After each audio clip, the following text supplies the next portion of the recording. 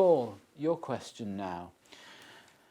I'm releasing equity from a property by putting a buy-to-let mortgage on it. The equity will be used to fund a deposit on a second property.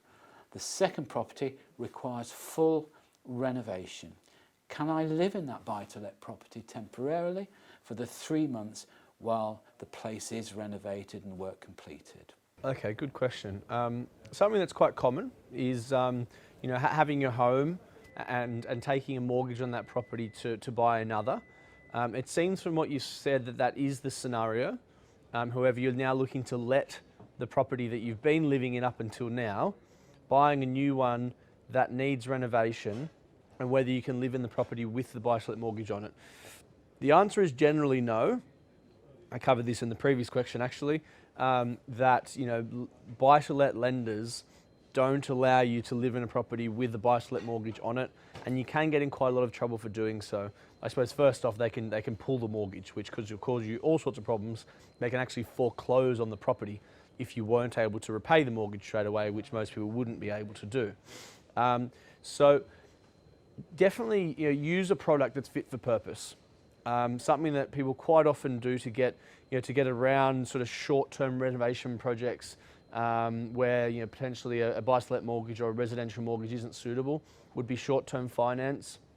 So either a bridging loan or even a second charge loan against one of the properties to release some funds and allow you to do those works.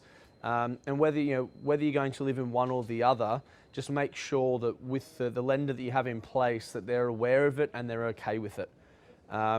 Another thing to consider is if it is your home that you're looking to mortgage to then buy the second one, is it wouldn't be a straight buy-to-let commercial mortgage. It would be called a let to buy, which is a consumer mortgage. So there's a few extra hoops to jump through there. The rates are pretty similar, but there is a big difference between regulated mortgages and unregulated mortgages.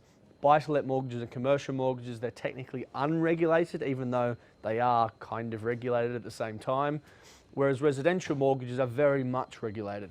And a let to buy or a consumer buy-to-let does fit into that regulated space.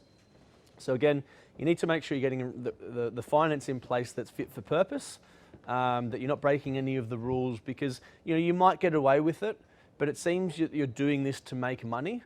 So if you do get caught, it's going to be the opposite of that. You're going to get significantly financially hurt.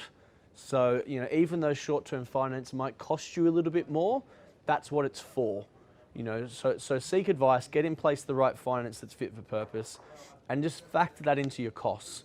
If that means that your current project doesn't work, then it doesn't work. But skirting the rules when it comes to mortgages and breaking mortgage terms and that sort of thing is risky business, because you're only ever going to get caught once, and then you could end up being blacklisted, and it could cause you all sorts of problems in the future.